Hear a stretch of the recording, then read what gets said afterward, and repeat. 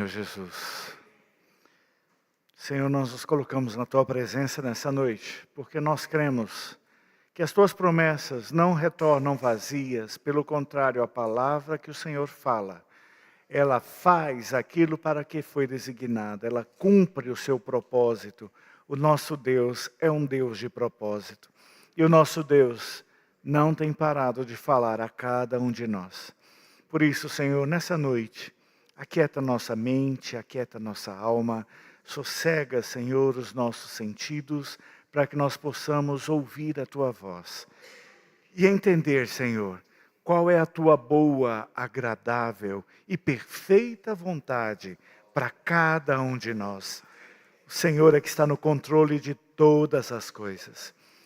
A palavra é fiel e ela é digna de inteira aceitação. Aleluia.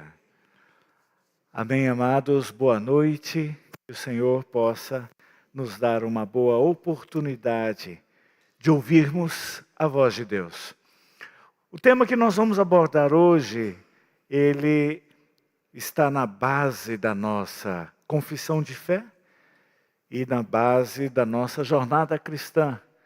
Dentro da Reforma Protestante, ele foi designado ali com a frase latim, sola Scriptura, somente a Escritura.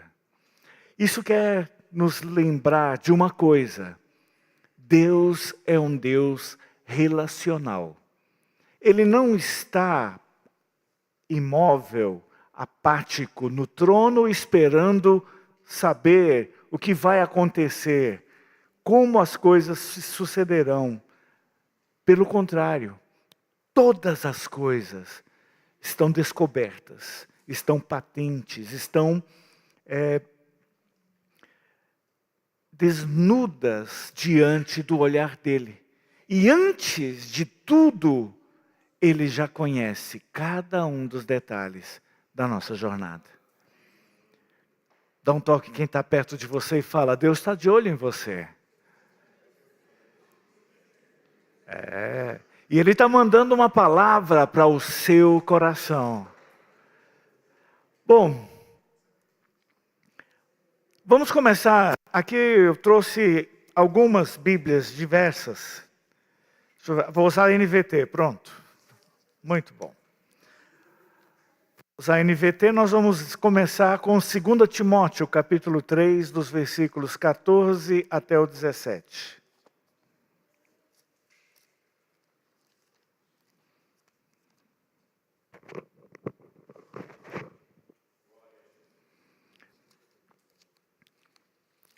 Às vezes a gente vai trocando as versões mais frequentes para justamente fazer esse choque de realidade. Porque às vezes a gente vai lendo de uma mesma forma e vai se acostumando com as frases na forma como elas são construídas. E depois a gente acaba perdendo o sabor e o sentido do que realmente está sendo transmitido para nós naquela frase, naquela porção. Então em 2 Timóteo 3, a partir do 14... na versão transformadora NVT, começa dizendo assim: você, porém, deve permanecer fiel àquilo que lhe foi ensinado. Sabe que é verdade, pois conhece aqueles de quem aprendeu. Desde a infância lhe foram ensinadas as sagradas Escrituras, que lhe deram sabedoria para receber a salvação que vem pela fé em Cristo Jesus. Toda Escritura é inspirada por Deus e útil para nos ensinar o que é verdadeiro e para nos fazer perceber o que não está em ordem em nossa vida. Olha só, vamos ler todos juntos esse versículo 16? Toda Escritura é inspirada por Deus e útil para nos ensinar o que é verdadeiro e para nos fazer perceber o que não está em ordem em nossa vida. Ela nos corrige quando erramos e nos ensina a fazer o que é certo. Deus a usa para preparar e capacitar seu povo para toda boa obra. Toda a Escritura é inspirada por Deus. Mas, como nós chegamos a esse compilado, a esse cânon das Escrituras? Nós mandamos no grupo da igreja um pequeno vídeo informativo, os irmãos tiveram oportunidade de ouvir, podem depois nos acompanhar. Durante 1400 anos, não foi uma questão de uma semana, um mês, não foi um TCC que foi preparado em um semestre, foram 1400 anos, usando mais de 40 mãos para escreverem em línguas diferentes, em culturas diferentes, em condições diferentes. Alguns eram nobres, alguns eram boieiros, colhedores de plantas, agricultores. Cada um tinha o seu perfil, cada um tinha a sua condição, mas acima de tudo havia um regente que coordenava todas as coisas. Embora as mãos que escreveram foram mãos humanas, a inspiração para escrever veio do Espírito Santo. Toda Escritura é inspirada por Deus. Mas só tem essa Escritura? Não. Nós temos também, no períodos contemporâneos das Escrituras, nós temos várias outras obras que foram feitas, várias obras de filósofos, de historiadores, de poetas, de narradores. Só que nós temos aqui uma questão que já nos mostra como a Escritura ela é especial. Porque é sabido que quem conta a história é quem vence. Sempre a versão que vai parar nos livros de história é a versão do vencedor. E o vencedor sempre tenta abafar ou eliminar versões que contradizem a história contada e que está sendo apresentada ali como verdade. Então, quando nós pegamos uma obra literária, a gente está acostumado a ver ali uma questão, às vezes, romantizada, às vezes mais cruel, mais dura, mais rígida, mas sempre com a intenção de mostrar, olha, é por isso que as coisas são assim. E assim nasceu Gabriela, que vai dizer que eu nasci assim, eu cresci assim, e você sempre assim. Porque a história foi contada com esta direção. Mas quando você pega a Bíblia, primeiro, nós temos a Bíblia dividida em dois grandes blocos. Nós temos o Velho Testamento, composto de 39 livros. E esses 39 livros, como eles foram validados, como eles foram escolhidos, dentre todos os livros existentes, tendo todas as histórias, como eles foram escolhidos? Primeiro, as pessoas ficavam observando quem era o escritor. Porque aquele escritor, ele precisava demonstrar na sua vida que era uma pessoa comissionada por Deus. A primeira sessão, o Pentateuco, ali foi escrito por Moisés. E o povo de Israel, que foi para o Egito com 70 e poucas pessoas, e saiu de lá com mais de 2 milhões, uma nação com mais de 2 milhões de pessoas, aquele povo viu o que Deus fez ali no Egito para libertá-lo. Viu o Senhor abrindo o mar vermelho. Viu o maná caindo do céu. Viu o Senhor se apresentar no monte. Viu o Senhor lutar batalhas por eles. Então, aquele povo aprendeu que, Moisés tem comunhão com Deus. Então, quando Moisés falar alguma coisa, eu preciso prestar atenção no que ele está falando. Porque ele está falando algo que Deus falou com ele. E ele está retransmitindo para mim. Um hino que eu gosto muito fala dessa canção dos medrosos, em que o povo chega lá, olha para o monte, olha para os trovões, olha para os raios, olha para as... fala assim, eu vou lá não. Não quero isso não. Moisés, vai lá, Deus fala, pode deixar que a gente faz. Tudo que Deus falar, nós vamos fazer. Só que eu não tenho coragem de ir lá. O Senhor chamou a nação para ser uma nação santa.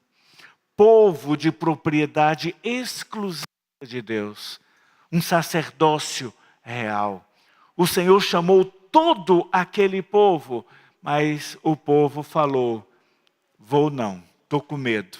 Minhas pernas estão tremendo aqui, então é mais fácil, vou mandar o Henrique é forte. O Henrique vai lá e ouve o que Deus tem para falar. Aí, Henrique, depois você passa para mim, tá? Viu, Lucas? Você ouve lá o que Deus tem para falar, depois você passa para mim. E foi assim que o povo iniciou a sua jornada, mas o que foi feito, Moisés registrou, escreveu. Ele foi preparado por Deus para iniciar uma obra que demorou 1.500 anos para ser concluída, mas estava registrada. Os fragmentos da Bíblia encontrados, principalmente dessa porção do Velho Testamento, enquanto que dos filósofos eles conseguiram reunir 200, 300 fragmentos de cada discurso, de cada tese, de cada apresentação dos grandes mestres da humanidade, da história da humanidade, da Bíblia. São mais de 5.000 fragmentos que foram identificados e trazidos de toda parte da terra. Em todos os lugares estavam lá com a mesma escrita, com os mesmos princípios estabelecidos. Ou seja, não havia variação, não havia mudança. E isso garantiu aos historiadores, aos pesquisadores, que a Bíblia, tal como nós a conhecemos, ela tem uma solidez histórica, dizendo, ela não foi o fruto de um governo ou de um grupo de pessoas, mas ela permaneceu com a mesma intenção, com a mesma forma, ao longo de tantos anos, em tantos lugares, em tantas culturas. A Bíblia é um milagre. Termos a Bíblia é nós termos em nossas mãos um grande milagre. Algo que foi escrito.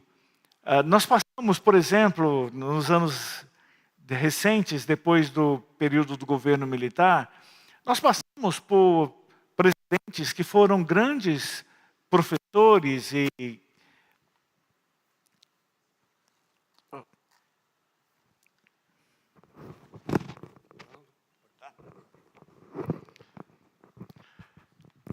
E eles já tinham, como professores e como especialistas em suas áreas de formação, eles já tinham até escrito várias obras, publicado, e com grandes registros acadêmicos da sua produção. Aí depois vira presidente, e aí no final do seu governo, só olha para a biblioteca e fala assim, esqueçam o que eu escrevi, porque o que eu fiz não foi nada coerente com as palavras que eu tinha registrado. Em uma curta vida, ele mudou de ideia. Ele considerou, a teoria é muito boa, mas na prática não rolou, não foi assim. Agora imagina você manter coerência numa obra que foi escrita ao longo de 1.400, 1.500 anos, por mais de 40 pessoas, com origens diferentes, culturas diferentes, histórias diferentes, e ainda haver uma harmonia, um entendimento que revela de Gênesis a Apocalipse princípios que são eternos. É um milagre. A nossa Bíblia é um milagre. Por que que nós temos uma Bíblia? Então, o Velho Testamento, até de Gênesis até Malaquias, que foi o último profeta do Velho Testamento, por volta ali de 900, 1100 anos, nós temos ali então o cânon, o conjunto de registros do Velho Testamento, que foi reconhecido porque os profetas, as pessoas que escreveram, foram testadas e na sua vida comprovaram: Deus está no controle e Deus está falando com ele aqui. Então, o que ele registrou foi recebido pela comunidade, no caso a comunidade judaica, como sendo sagradas escrituras inspiradas por Deus. E assim, os 39 livros do Velho Testamento, já na época de Jesus, já estavam consolidados. Mas tem outros livros históricos também, tem os Macabeus, Judite, Tobias, Eclesiástico, tem vários outros livros que também relatam muita história. E são, talvez, boas fontes de consulta histórica, mas eles não foram reconhecidos pela comunidade judaica e, por conseguinte, também já no Novo Testamento não foram referenciados nem por Jesus, nem pelos apóstolos nas suas citações. Eles falaram do Pentateuco, eles falaram dos livros proféticos, eles falaram dos livros poéticos, dos Salmos, mas esses livros que eram apenas referências históricas, talvez bons para uma compreensão da cultura daquele tempo, mas faltava para eles alguns elementos que os colocassem num padrão de serem considerados escritura sagrada. Quando Jesus chegou, eram já reconhecidos então os 39 livros do Velho Testamento. E o Novo Testamento? O Novo Testamento, ele precisou passar por alguns critérios de aprovação. Mas antes de chegar no Novo Testamento, vamos só fazer aqui uma pequena revisão, mostrar a importância que Deus dá à comunicação. Hebreus, capítulo 1.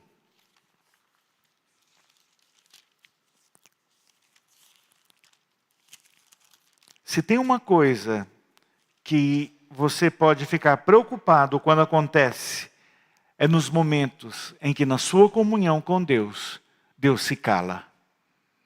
A Bíblia registra momentos que Deus se calou. Abraão tentou dar uma ajudinha para Deus, falando assim, o Senhor fez uma promessa que da minha descendência, o Senhor levantaria uma nação. Eu já estou com 90, Sara está com 80, o negócio está ficando complicado aqui, está ficando difícil a dinâmica aqui. Então, já sei, vamos dar uma ajudinha para Deus e eu vou gerar um filho com a serva, com Agar. Abraão com 90 e a serva não sei com que idade, podia acontecer? Podia, e aconteceu, nasceu Isaac. Mas Deus aprovou, Ismael. Isso aqui era só para testar vocês, para saber se vocês estavam prestando atenção. Eu nem vou colocar a culpa na Covid dessa vez, vou falar só que é um teste de atenção de vocês. Nasceu Ismael, filho de Agar, e que hoje é o patriarca de todas as nações que circundam Israel ali no Oriente Médio. Todos os povos árabes são descendentes dessa ajudinha de Abraão para Deus. Mas Deus chegou e falou assim, Abraão, se quando estava difícil você achava que eu não era capaz de cumprir minha promessa, e eu ia necessitar da sua ajuda e da sua estratégia para que eu pudesse resolver e cumprir uma palavra que eu determinei, eu vou deixar você no cantinho do pensamento para você considerar as suas ações, as suas atitudes. E lá se foram 13 anos de silêncio de Deus com Abraão. Abraão e Deus conversavam. com frequência. Abraão era amigo de Deus. Eles conversavam.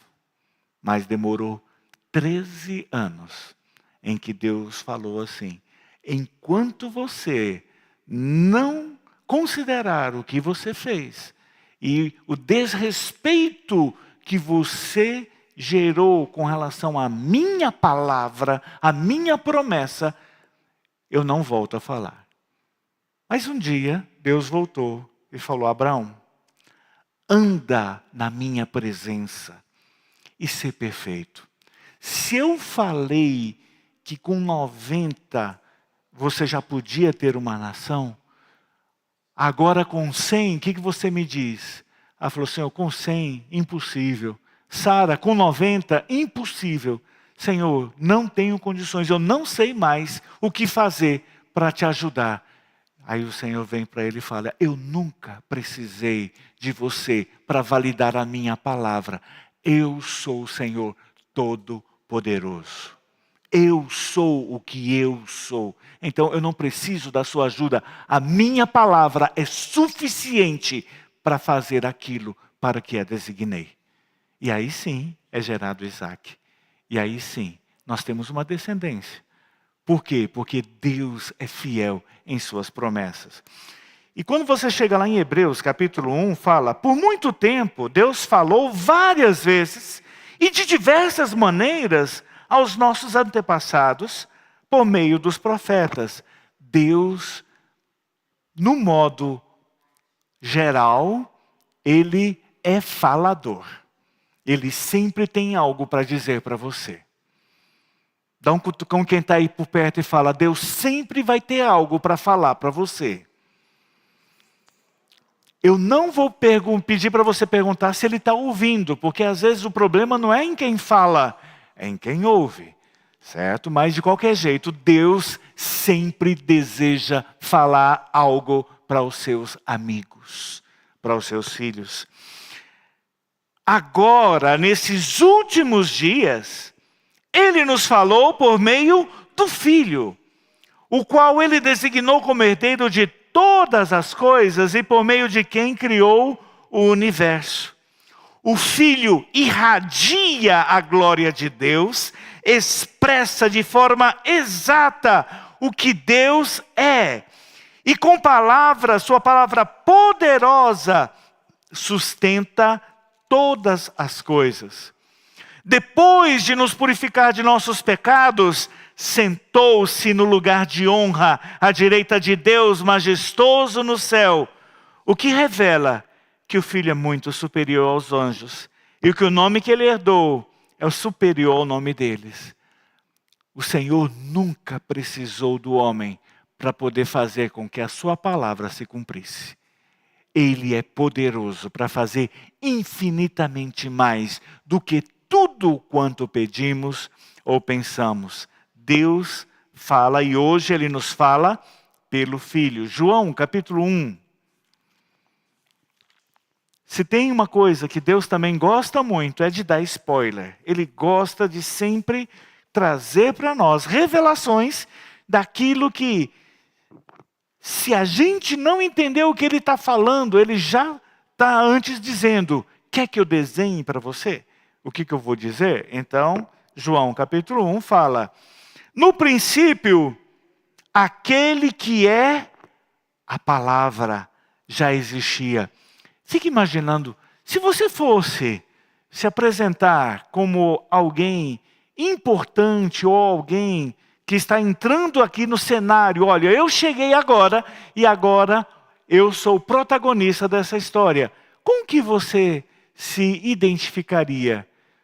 Ah, eu sou um diamante, eu sou uma barra de ouro, eu sou uma partícula quântica, sei lá. Pega qualquer coisa assim que seja imponente e que demonstre o seu valor e a sua capacidade e a sua força. Mas o Senhor, quando foi escolher a forma de apresentar-se, Ele só disse: olha, eu vou dizer para vocês quem eu sou. No princípio, aquele que é a palavra já existia A palavra estava com Deus e a palavra era Deus. Ele existia no princípio com Deus e por meio dele, Deus criou todas as coisas e sem ele, nada foi criado. Aquele que é a palavra possuía a vida e sua vida trouxe luz a todos. A luz brilha na escuridão e a escuridão nunca conseguiu apagá-la. Ainda aqui no capítulo 1, versículo 10, continua. Veio ao mundo que ele criou, mas o mundo não o reconheceu. Veio ao seu próprio povo e eles o rejeitaram. Mas a todos que creram nele e o aceitaram, ele deu o direito de se tornarem filhos de Deus. Estes não nasceram segundo a ordem natural, nem como resultado da paixão ou da vontade humana, aprendeu Abraão, mas nasceram de Deus. Assim, a palavra se tornou ser humano, carne e osso, e habitou entre nós. Ele era cheio de graça e de verdade, e vimos a sua glória, a glória do Filho único do Pai. Aquele Jesus que se apresentou, ele era a própria palavra viva, encarnada, transitando no meio dos homens. Bom, alguns dizem que Deus tem várias profissões. Lá em Gênesis ele começou como eletricista, fazendo a luz, etc. Mas aqui ele vem e resgata uma nova função. Agora eu sou formado em letras. Na verdade, eu sou a própria enciclopédia, eu sou a palavra encarnada. Então, se você se formou em letras, parabéns. João diz que essa é uma profissão que é muito bem vista por Deus. Porque ele quer se relacionar com cada um. E para se relacionar, ele quer ser entendido, ele quer ser conhecido, ele quer se revelar por meio da palavra. Que mais? O Filho é a palavra viva. Vamos lá para Apocalipse, capítulo 1. Apocalipse, capítulo 1 ainda complementa.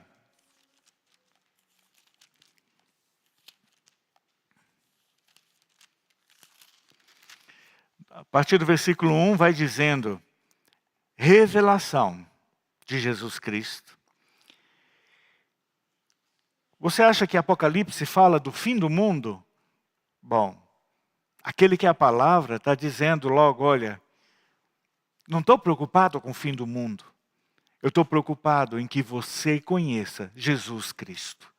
Porque Apocalipse, ele está só aí para nos lembrar que o Senhor vai voltar. E ao voltar, a palavra vai se cumprir. Ele é fiel nas suas promessas. Então, revelação de Jesus Cristo, que Deus lhe deu para mostrar a seus servos os acontecimentos que ocorrerão em breve. Ele enviou um anjo para apresentá-la a seu servo João, que relatou fielmente tudo o que viu. Este é o seu relato da palavra de Deus e do testemunho de Jesus Cristo. Feliz é aquele que lê as palavras dessa profecia, e felizes são aqueles que ouvem sua mensagem e obedecem ao que ela diz, porque o tempo está próximo. A partir do versículo 9 continua. Eu, João, irmão e companheiro de vocês no sofrimento, no reino, na perseverança, para a qual Jesus nos chama, estava exilado na ilha de Pátmos por pregar a palavra de Deus e testemunhar a respeito de Jesus. Era o dia do Senhor e me vi tomado pelo Espírito. De repente, ouvi atrás de mim uma forte voz, como um toque de trombeta, e a voz dizia, escreve um livro. Tudo o que você vê, escreve num livro e envia a 7 igrejas, nas cidades em Éfeso, Esmirna, Pérgamo, Tiatira, Sardes, Filadélfia e Laodiceia. Ele estava em Pátmos, numa ilha, mas Deus, que é a palavra, ele queria se revelar. Mas ele se revela para aquele João, não é para João ficar lá falando, uau, eu sou o cara da revelação. Não pode nem falar que ele é Kodak, porque Kodak faliu. Então, fazer o quê? Tecnologia vai avançando, algumas coisas vão se tornando obsoletas. Mas ele não podia chegar ali e dizer, eu tenho a revelação, porque no mesmo momento em que ele recebe a revelação do que o Senhor tinha para dizer, ele também recebe uma ordem, escreve e compartilha com as igrejas. Compartilha com os teus irmãos, compartilha com os meus filhos. A palavra que o Senhor dá para nós, ela não é o fim em si mesmo. Ela é apenas um instrumento que nos dá a oportunidade de promover comunhão com os filhos de Deus. Deus já falou com você? Você sabia que a palavra que Deus falou para você não era para você?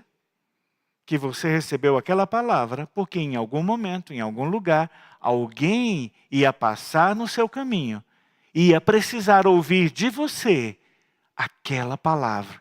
Você apenas era um canal para que a palavra de Deus alcançasse os filhos de Deus no momento da necessidade. Para que você pudesse fortalecer a fé deles, para que você pudesse dar esperança para eles, para que você pudesse levá-los à presença de Deus. A palavra, ela tem um objetivo muito claro, ela é para nos levar até Deus.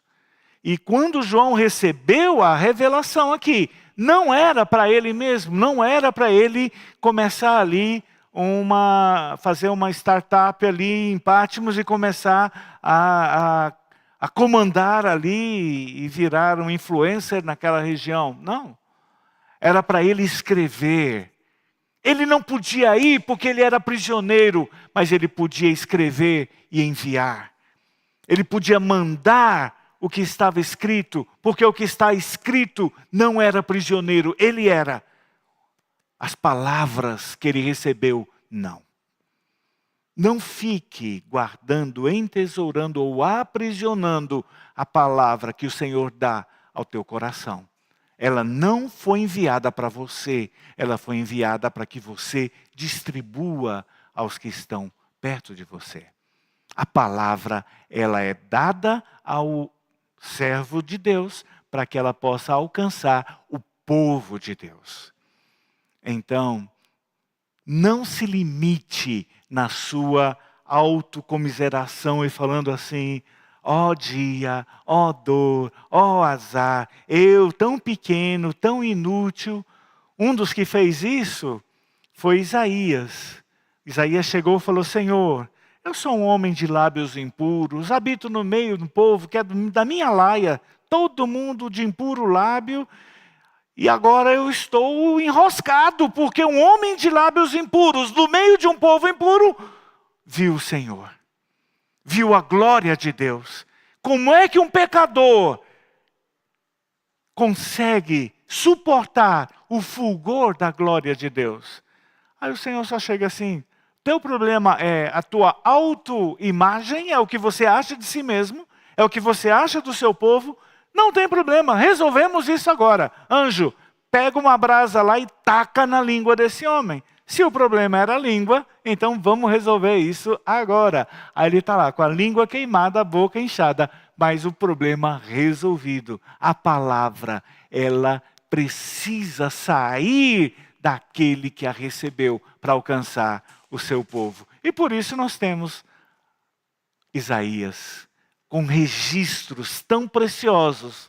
Isaías 53, falando da morte do Senhor, falando da entrega do Cordeiro. Irmãos, que poesia, que intensidade, que densidade. Imagina se Isaías guarda aquilo só para ele mesmo.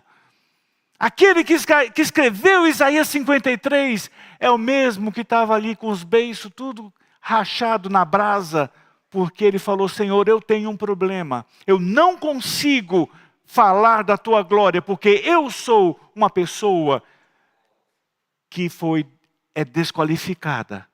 Meus lábios são impuros. Meu povo é impuro. Senhor, meus olhos viram a glória, mas eu não consigo expressar. O Senhor não quis curar os olhos dele. O Senhor não estava querendo curar o ouvido dele. O Senhor precisava curar o quê? A língua, porque a palavra precisa ser ministrada e ela precisa alcançar os outros. Pois bem, estávamos em Apocalipse, né? 17, diz assim: quando o vi, caí a seus pés, como morto. Qualquer semelhança com Isaías é mera coincidência. Ele, porém, colocou a mão direita sobre mim e disse: não tenha medo. Eu sou o primeiro e o último. Eu sou aquele que vive. Estive morto, mas agora vivo para todo sempre. E eu tenho as chaves da morte e do mundo dos mortos. Portanto, escreve aí o que você está vendo. Tanto as coisas que estão acontecendo agora, como as que acontecerão depois. Está vendo aqui? A palavra está preocupada. Faz o registro. Faz o registro, porque senão, no dia... Que dia é hoje? Dia 17? Dia 17 de janeiro de 2026, um grupo de cristãos precisa entrar e entender a palavra. E aí falou: João, escreve aí. Porque naquela época, qual era a forma de se transmitir? Por meio da oralidade. Você vai contando a história, mas vocês conhecem aquele velho ditado que quem conta um conto, aumenta um ponto. Ou também já brincaram daquela roda em que você fica lá, passa uma notícia para o primeiro da fila e ele vai cochichando no ouvido da frente, falando o que ele entendeu, o que ele viu, às vezes é gestual, então ele vai... Quando chega no último da fila, invariavelmente o negócio já distorceu, as coisas já ficaram todas complicadas, conturbadas. Por quê?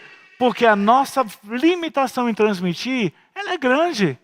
Mas o Senhor não quer correr risco. Ele falou: olha, eu não vou ficar dependendo de que você conte as suas histórias. Porque para você contar a história, eu vou sempre depender do quê? Do orador. Eu vou sempre depender daquele que está falando. E o Senhor já tinha declarado: eu não preciso da força do homem. A palavra, ela tem poder para fazer a sua obra, independentemente de quem está verbalizando e quem está ministrando a palavra.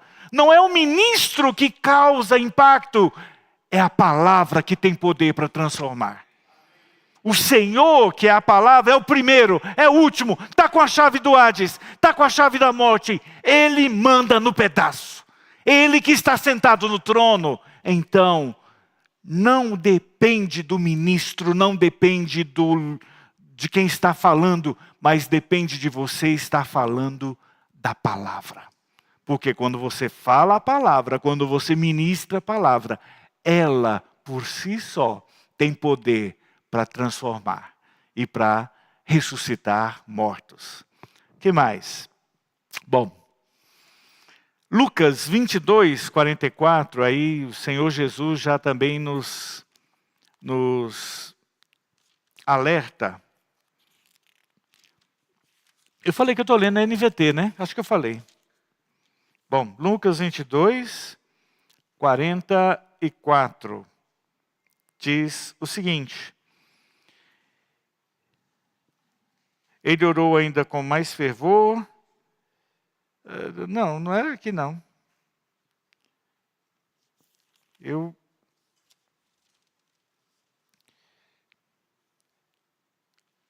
Não, anotei errado aqui. As muitas anotações me fazem delirar. A porção que eu queria registrar aqui é quando o Senhor fala que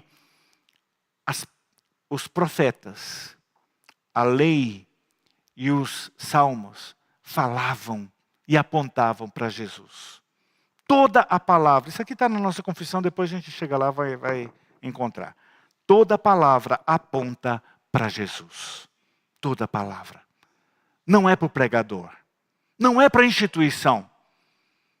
Mas se você vai em um lugar e ouve uma palavra ao final, você tem que sair dali apaixonado por uma área ou por uma faceta de Deus que você não conhecia e que agora, uau, os seus olhos se abriram. É Lucas 24, eu coloquei 22, 44. Muito obrigado. Cadê aqui? Isso. Enquanto ainda estava com vocês, eu lhes falei que devia se cumprir tudo que a lei de Moisés, os profetas e os salmos diziam a meu respeito. Então ele lhes abriu a mente para que entendessem as Escrituras e disse: sim, está escrito que o Cristo haveria de sofrer, morrer e ressuscitar no terceiro dia.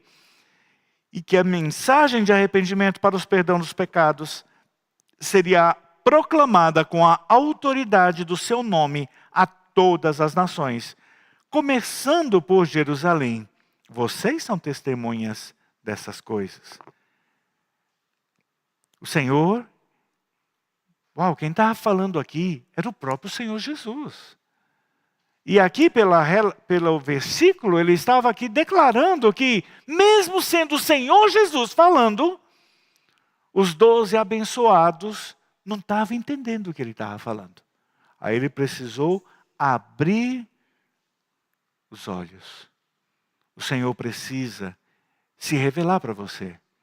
Não pense que é a sua capacidade ou é a sua ciência ou sabedoria que é capaz de traduzir o que a palavra fala. Não.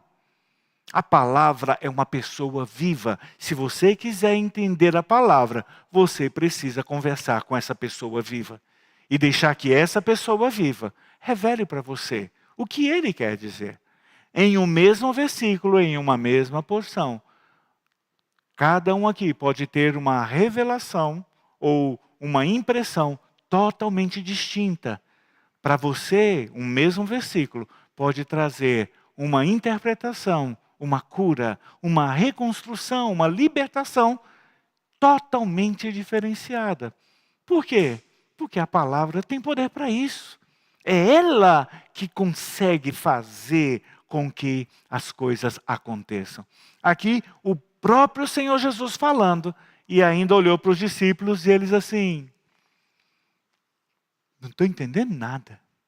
E aí o Senhor lhe abriu a mente para que entendesse as Escrituras. Por isso, irmãos, quando nós vamos à palavra, não deixe de alinhar no seu momento de contato com a palavra, também o seu momento de oração.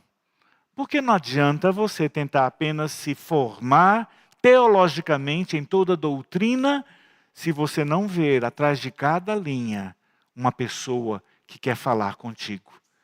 Antes o Senhor falava pelos pais, pelos profetas, mas agora Ele está falando pelo Filho. E o Filho é a palavra, e a palavra está perto de ti, na tua boca e no teu coração. Essa é a palavra de fé que é pregada.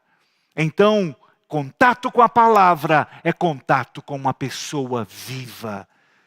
É contato com um poder que emana do trono de Deus e que independe do canal. O canal pode ajudar? Às vezes pode. Mas não vincule o poder da palavra ao canal que está sendo usado. O canal não é nada. Quem realmente pode fazer mudança em nossa vida é a palavra de Deus. Bom, eu não vou entrar muito na questão histórica da composição dos livros do Novo e do Velho Testamento. Realmente encorajo que vocês vejam o vídeo que foi encaminhado para o grupo da igreja. Ele é muito gostoso, é curtinho, dá para ver bem. Você vê a história, a forma da construção do cânon judaico e o cânon do Novo Testamento. E uma das coisas que eu achei fantástico é uma conclusão, a frase que ele coloca ali na conclusão, dizendo: não foram os concílios que definiram a palavra.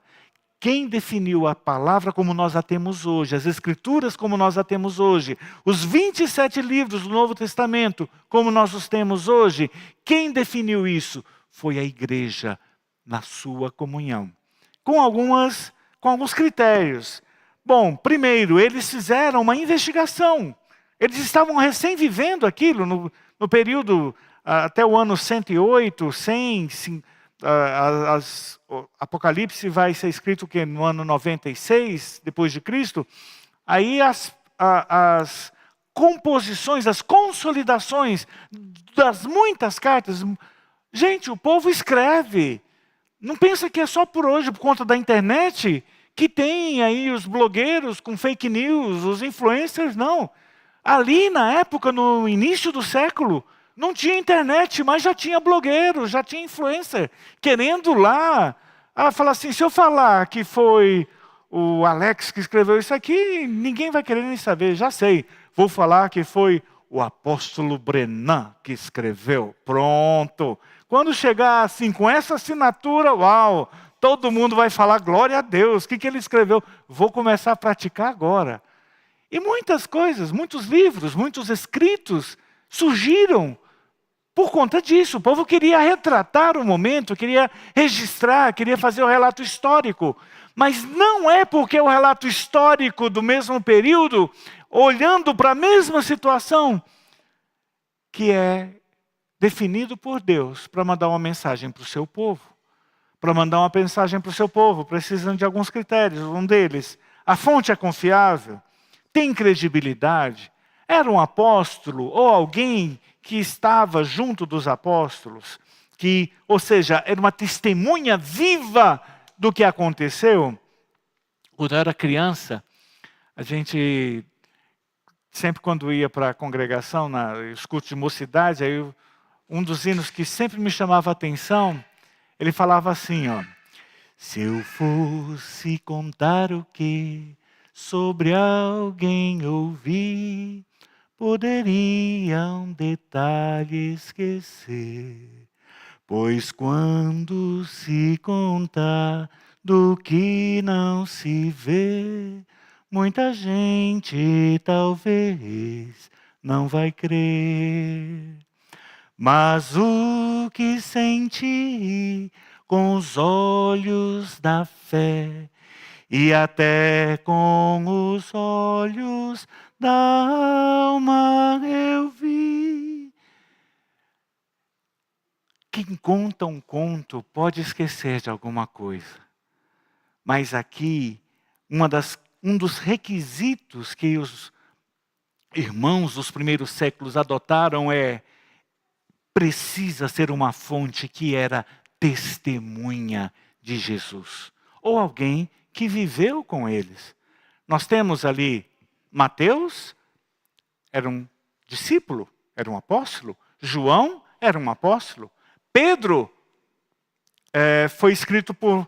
Marcos foi escrito... Marcos escreveu e ele era servo ou estava sob os cuidados ali inicialmente de Pedro para ser. Lucas estava ali junto com Paulo. Pedro mesmo referenciou, falou, olha, Paulo escreve algumas coisas que às vezes os outros tentam deturpar e não entendem, como também não entendem todas as demais escrituras. Pedro referendou os escritos de Paulo no mesmo nível dos 39 livros do Velho Testamento. E falando, olha, o que Paulo escreveu, considera, leva isso em consideração. Por quê? Porque esses também são escritura sagrada, inspirada pelo Espírito para a edificação do corpo de Cristo.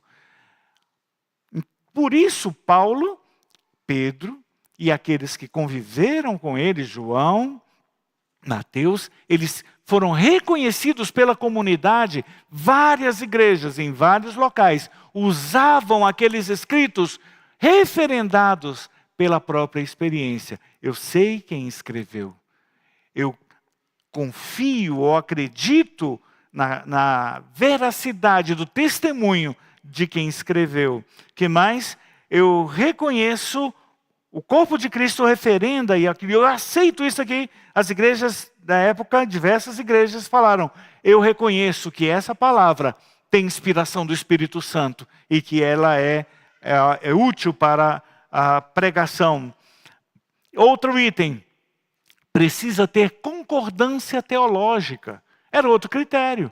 Eu não posso pegar e reconhecer como escritura uma porção ou uma epístola que, por exemplo, contraria o que o Velho Testamento já definia, o que Jesus tinha falado, o que os outros escritos apostólicos afirmavam, principalmente com as questões basilares da fé, que Jesus se tornou homem, que ele viveu, que ele morreu, que ele ressuscitou, que há um só Deus e Pai de todos, o qual é sobre todos, age por meio de todos e está em todos. Há somente um corpo, um só Espírito.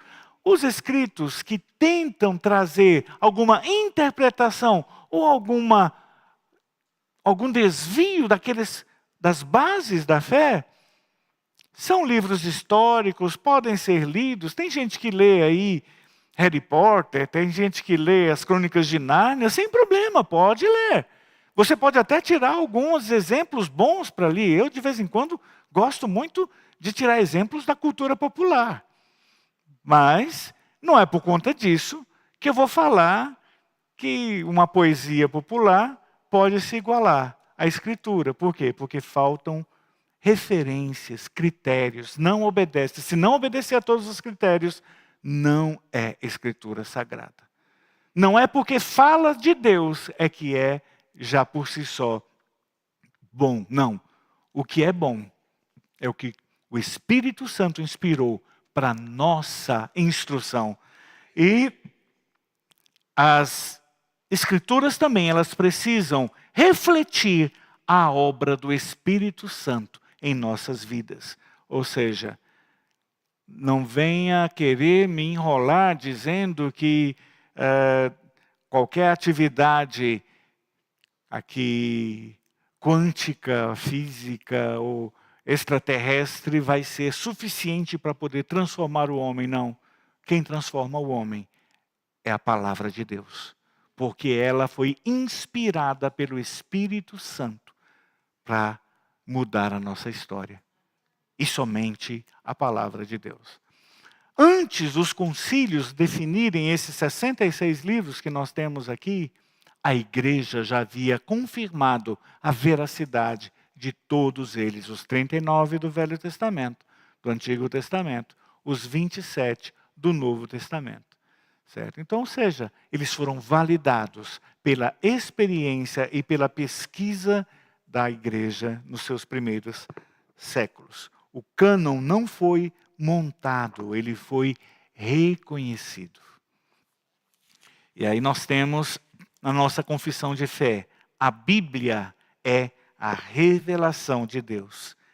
Cremos na Bíblia Sagrada como a revelação de Deus. 2 Timóteo 3, a partir do 14.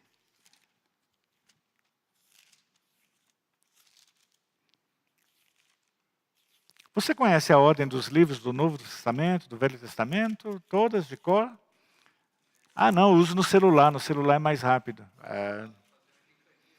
Vamos fazer ali, ó, na nossa próxima atividade coletiva, nós vamos fazer uma gincana gincana bíblica. Aí fiquei pensando na gincana, perdi Timóteo. Aqui, achei. 2 Timóteo 3, 14. Diz o seguinte: você, porém, deve permanecer fiel àquilo que lhe foi ensinado. Sabe que é a verdade, pois conhece aqueles de quem a aprendeu. Critério da confiança, da credibilidade. Desde a infância lhe foram ensinadas as sagradas escrituras, que lhe deram sabedoria para receber a salvação que vem pela fé em Cristo Jesus. Toda a escritura é inspirada por Deus e útil para nos ensinar o que é verdadeiro e para nos fazer perceber o que não está em ordem em nossa vida. Ela nos corrige quando erramos e nos ensina a fazer o que é certo.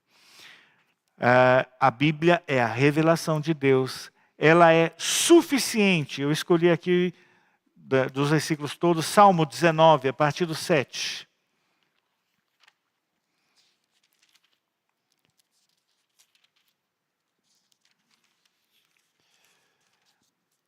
que Salmo 19 diz: a lei do Senhor é perfeita, ela revigora a alma. Os decretos do Senhor são dignos de confiança e dão sabedoria aos ingênuos. Os preceitos do Senhor são justos e alegram o coração.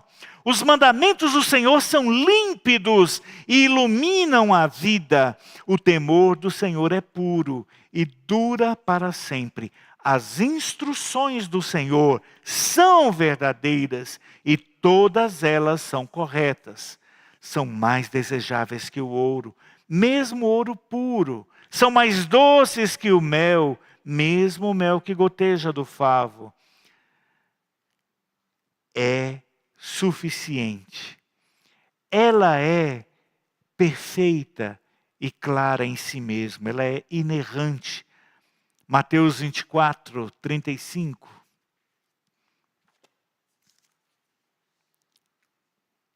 O céu e a terra desaparecerão, mas as minhas palavras jamais desaparecerão. Ela tem autoridade completa. Ela foi divinamente inspirada pelo Espírito e escrita por homens santos e fiéis. Ela é a palavra de Deus.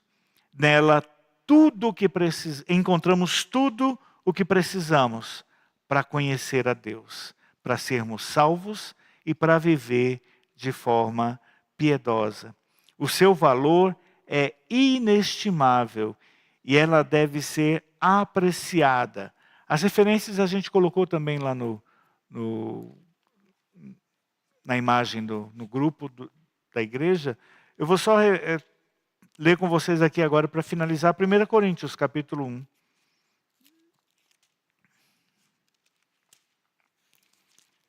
A partir do versículo 18.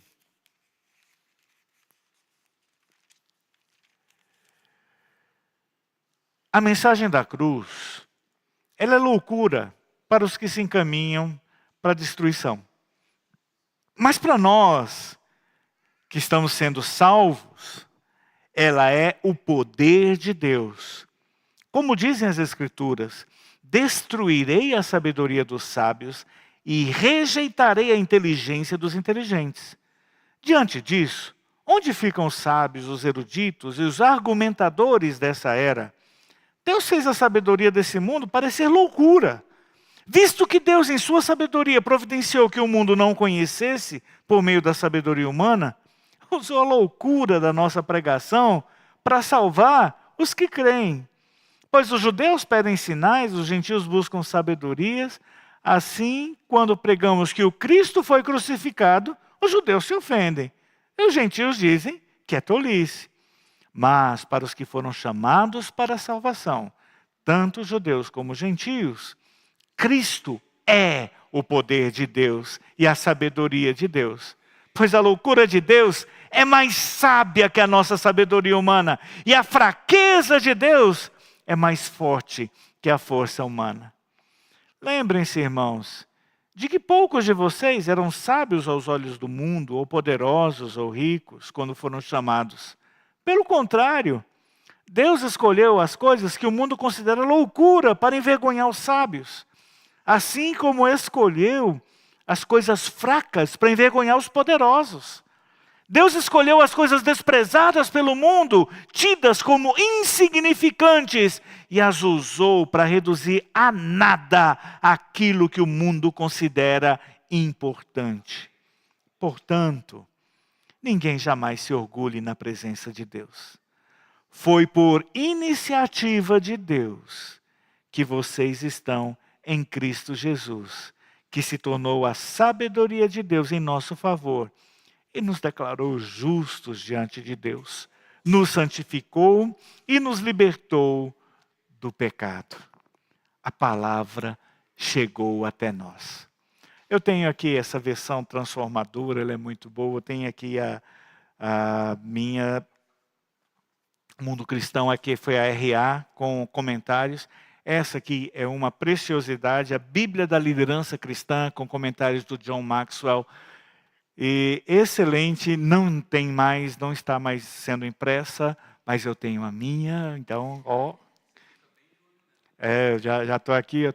A Bíblia Nova Almeida atualizada também, uma nova versão mais fácil de nós traduzirmos o sentimento daquela época com as palavras que nos dão a entender, nesta época, o que nós precisamos saber, qual é o sentimento do Espírito naquele registro.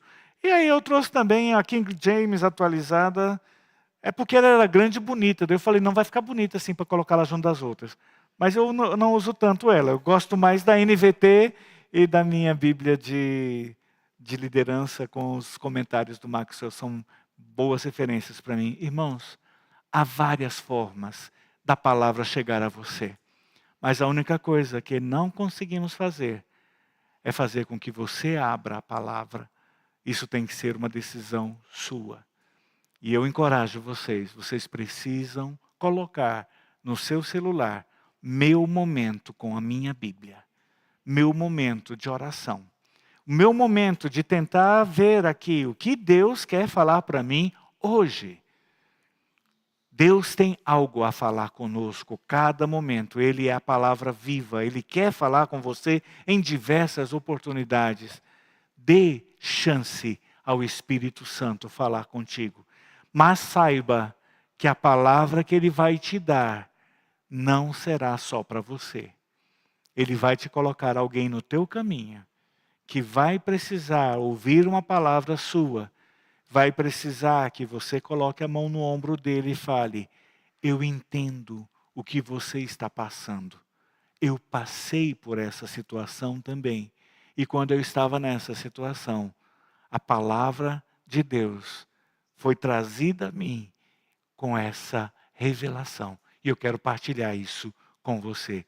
O encorajamento que eu recebi, eu vou partilhar com os filhos de Deus. Louvado seja o Senhor. Não deixem de usar sua Bíblia, não deixem de trazer sua Bíblia. Ter no celular é muito bom, mas amados, dificilmente você vai parar a sua leitura para você poder ficar fazendo corzinha lá no seu celular. Já nessa aqui, você pode rabiscar, você pode sublinhar, você pode fazer notas de rodapé, você pode fazer uma série de ações relacionais com a sua ou com as suas Bíblias. Para que você possa, eu vou ver como é que essa palavra foi falada aqui na NVT, eu quero ver agora na NVI, quero ver na NAA, vou usar a King James também, vou ver que comentário John Maxwell tinha sobre essa questão aqui, eu também quero ver essa aqui, que é a Bíblia anotada também, outra Bíblia de consultas que eu tenho. Essa aqui ainda guarda a foto do meu casamento, já tem 32 anos. E ela continua aqui. É bom eu deixar meu casamento dentro da minha Bíblia, certo? Isso vai me dar uma referência salvadora para os próximos 32 anos. Amém? Senhor Jesus, Pai, nós te agradecemos porque de maneira miraculosa a Tua palavra conseguiu atravessar eras, gerações, tantas culturas diferentes, tantos povos diferentes, foi tão combatida, foi tão negada, foi tão distorcida, mas ela chegou a nós segura e chegou a nós referenciada para nos deixar claro que o Senhor quer falar conosco. Pai, nos dá a cada momento uma nova experiência contigo, com a Tua palavra. Não apenas queremos o conhecimento bíblico, mas queremos que o Senhor abra nossa mente para nós entendermos qual é a Tua boa, agradável e perfeita vontade. Jesus é o Senhor. Aleluia.